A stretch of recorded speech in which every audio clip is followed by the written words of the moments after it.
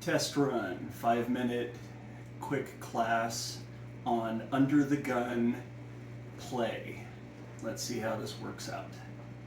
So, Lord Galaban, Dead Poker Society, a little bit of under the gun training. Got everything set up for 8-handed play here at the kitchen table. This is going to be the test run. Dealer button, little blind, big blind. Little blind will be 1 white, big blind will be 2 whites. Betting will be 2 and 4. Doing this just as a nice little thing. As you can see, I'm using real poker chips. I got my poker set out. I'm dealing from here because I'm going to be playing from here, but I will be dealing properly, as you will see. So, do one more shuffle. I've already shuffled these up quite a few times. 1 cut. Burn a card. Then it gets dealt in rotation from starting with the little blind. The dealer button is always last to act.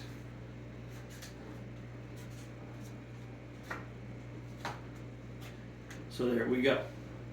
Everything's been dealt. Now, as under the gun play, I will be showing all the cards to where we can talk about it, but the under the gun is what's important here. So, I'm dealt a 7-4 under the gun. 7-4 under the gun is an easily foldable hand, okay? So, folding. 5-3, not playable under the gun, +1. Middle position, King 3 suited, not really playable in that position. 10-5 offsuit, in the middle position, not playable. 4 deuce on the penultimate hand, which is 1 before the dealer button, not playable. Button. Wow, pocket aces on the button. So, pocket aces on the button going up against small blind, big blind, 5 and 10, or even 2 and 5. You would want to raise at least 2x the bet. 2.5x would be even better. 2.5x the big blind. You want value on your aces. Even if you win just the blinds, it's important.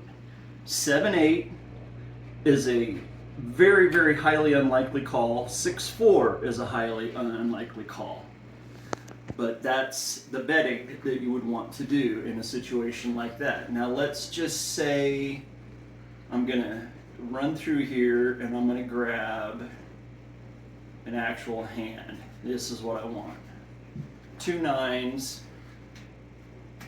There. Okay?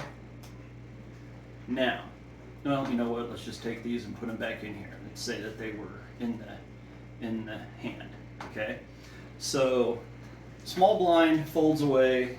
Big blind says, yeah, okay, I'll call. Puts out 3 blues and gets, well, you know what? Yeah, gets 3 back. So there's 3 blues. So now there's always a burn card. Dealer brings out 3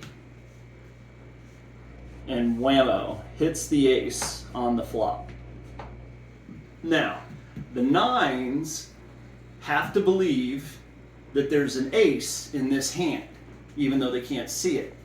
So right now, the 9s are sitting at middle pair in the small blind. Now they call. Now the call of a 2.5x bet tells the dealer that the big blind might have ace queen, ace jack, ace 10, a pocket pair of 10s or better, or maybe even 9s. You never know. It depends on how this person plays. But the 9s would either check or bet. Do not smooth call a small bet. If you're going to bet 10 like you have an ace, because you have second pair right now. The aces can either raise in this position because they're the last action.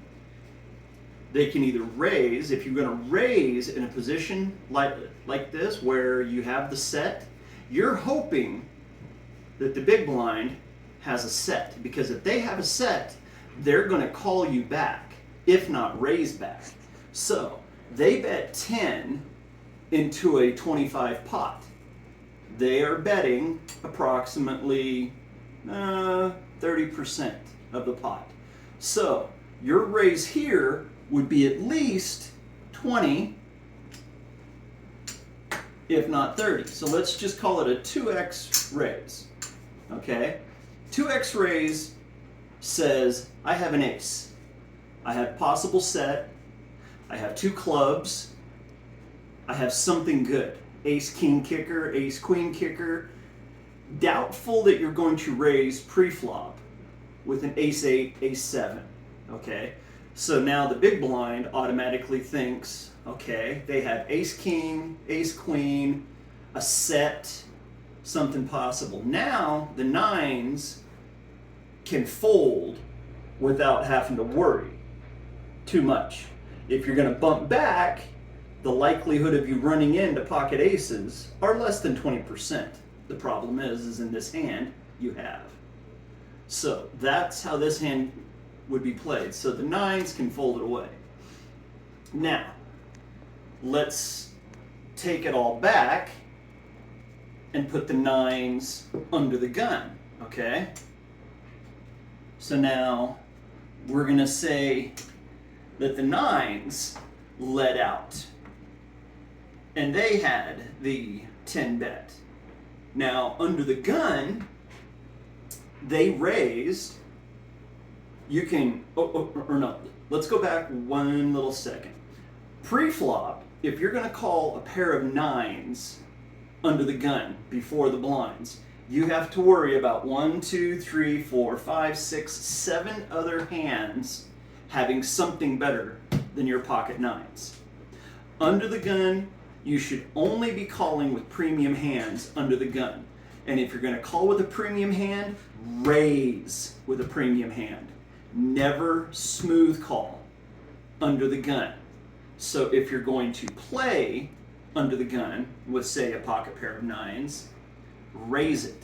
Do not smooth call. Because if you smooth call 1, 2, 3, 4, 5, 6, 7 other people can have a chance to have something better than you. That's 7 hands having a 12% possibility of having a pocket pair.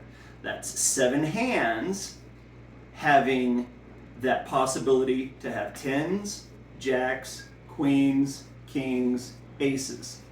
5 better starting hands instantly that will put you at an 80 to 20 dog. You'll only have a 20% chance to win. Ace king, ace queen, ace jack, ace 10 only has to catch an ace or one of those face cards to have your nines dominated on the flop. So, whenever you're thinking about playing under the gun, only play premium hands. Aces, kings, queens, jacks. Do not slow play them. If you slow play them, 1, 2, 3, 4, 5, 6, 7 other hands have a chance to catch that 12% of having one of the 5 better pocket pairs. Hope this makes sense to everyone.